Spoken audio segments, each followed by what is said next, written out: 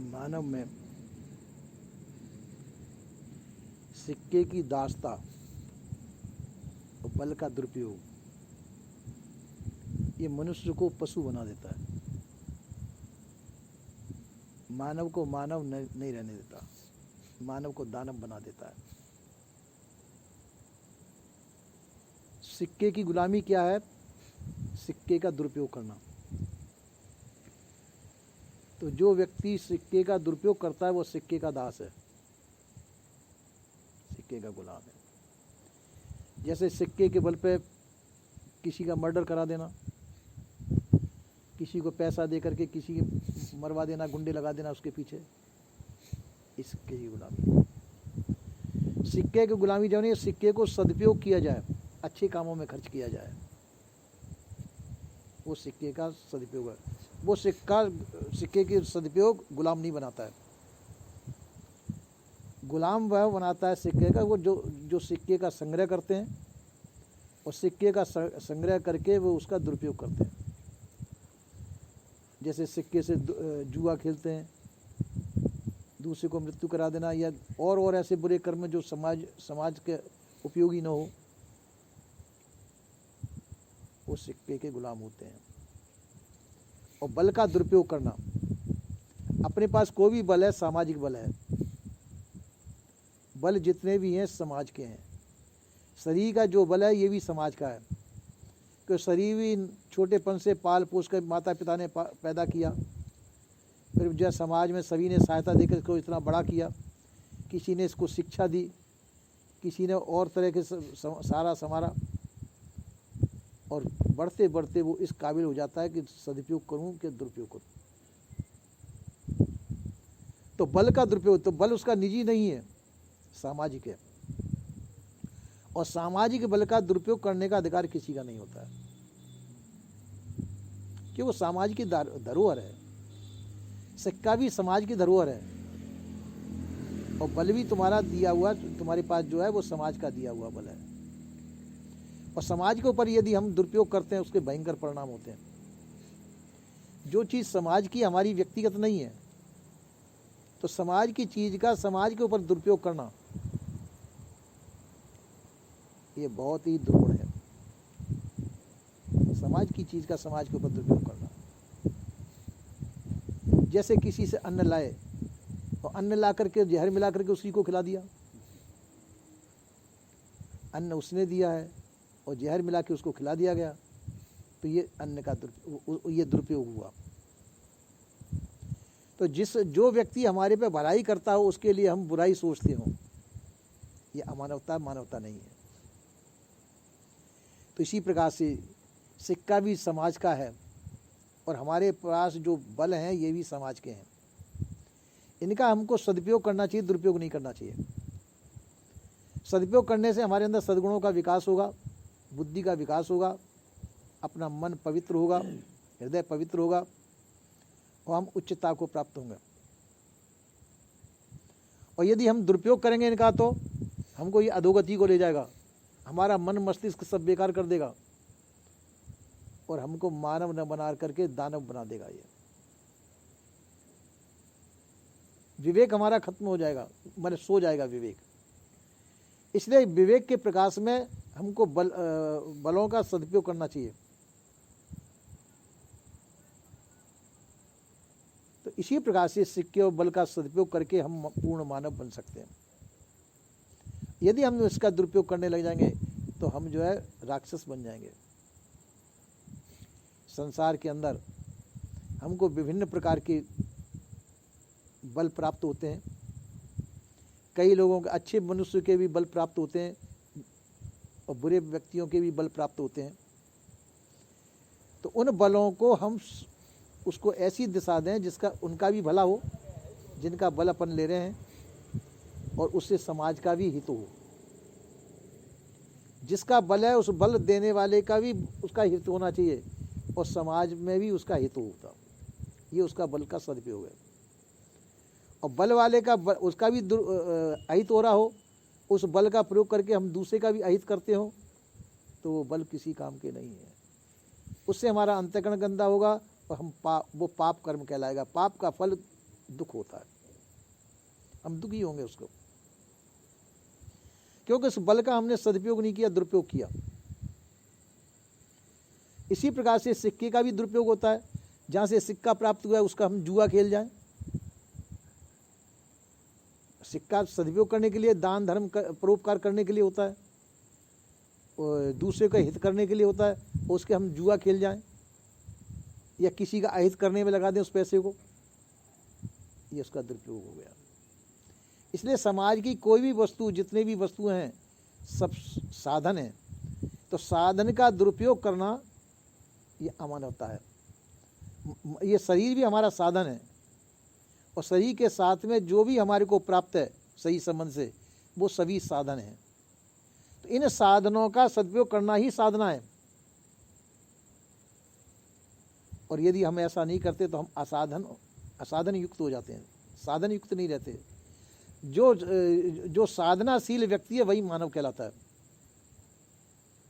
साधनशील व्यक्ति, साधनशील कौन? जो प्राप्त है, प्राप्त का सदुपयोग करना, यही साधना है। प्राप्त क्या है? संसार के अंदर तन प्राप्त है, मन प्राप्त है, आपका धन आपको प्राप्त ही है, और समाज की सामग्री प्राप्त है।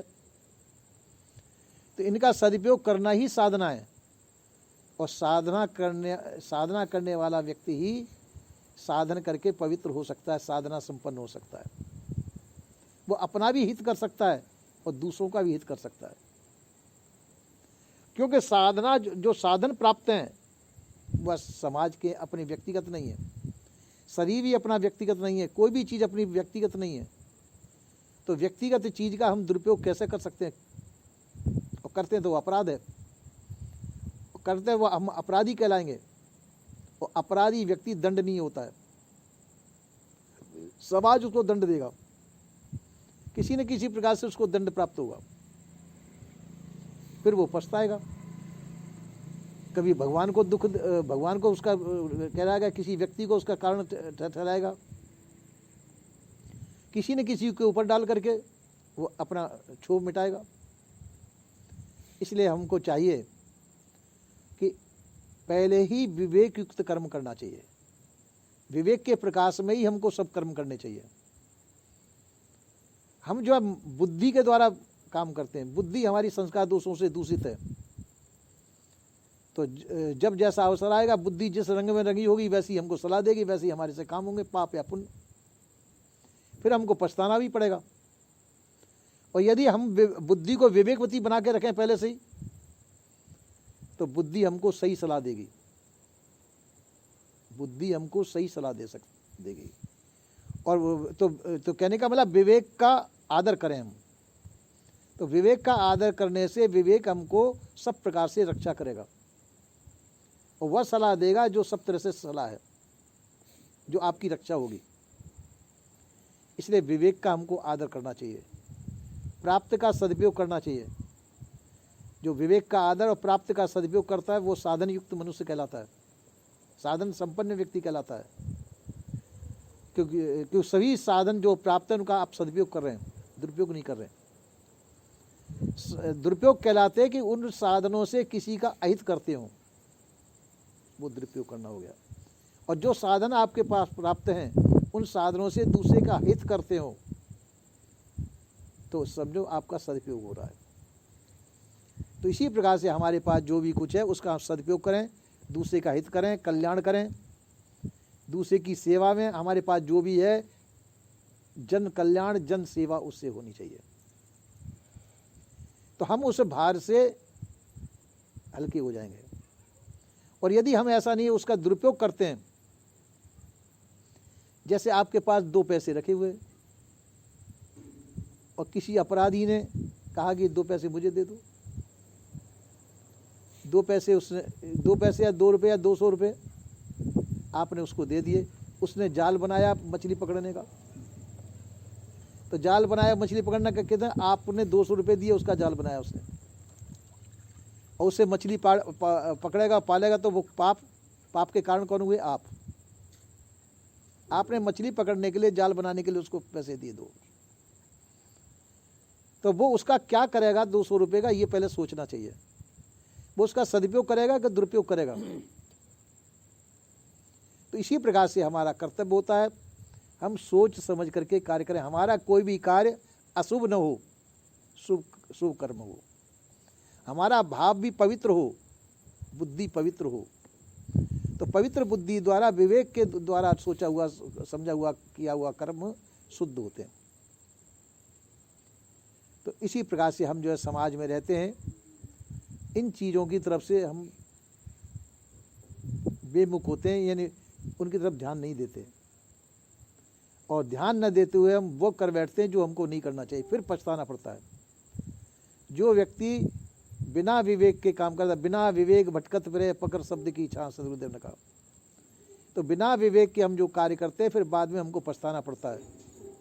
हम भी पछताते हैं, हमारे जो भी उस कार्य से प्रभावित हो वो सभी को पछताना पड़ेगा, सभी दुखी होंगे।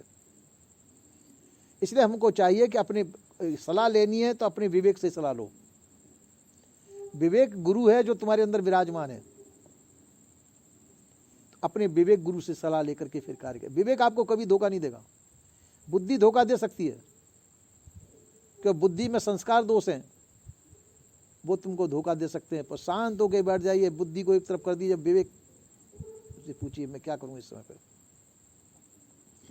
वो आपको सही सलाह देगा, अब ऐसा करो। तो इसी प्रकार से हमको विवेक का आदर करना सीखना चाहिए। संत जन कहते हैं कि विवेक का आदर करिए और प्राप्त का सदुपयोग कीजिए। जो प्राप्त जो भी बल है आपको, अपने बलों का, चाहे तन बल हो, चाहे धन बल हो, चाहे मनो का बल हो, इनका हमको सदुपयोग करना चाहिए। जो व्यक्ति ऐसा करता है उससे कभी भी बुरा कर्म नहीं होगा, अच्छे कर्म होंगे। और अच्छा कर्म करके वो स्वयं भी अच्छा बनेगा, उसके सानिध्य में जो भी लोग आएंगे वो भी मतलब अच्छे बनेंगे। वो स्वयं अच्छा बनेगा और अपनी अच्छाई से दूसरे को भी अच्छा बनाएगा, और अच्छे बनते बनते उसका समाज भी अच्छा बनेगा। तो हमको चाहिए कि हमारे संपर्क में जो भी आए उसको अच्छी शिक्षा दे करके अच्छा बनाएं, उसका भी कल्याण होना चाहिए, उसके संपर्कियों का भी कल्याण होना चाहिए, और ऐसा करते हुए कल्याण युक्त जीवन बने, यही हमारा धर्म है और ऐसा ही करना चाहिए। बोले श्री सद्गुरु।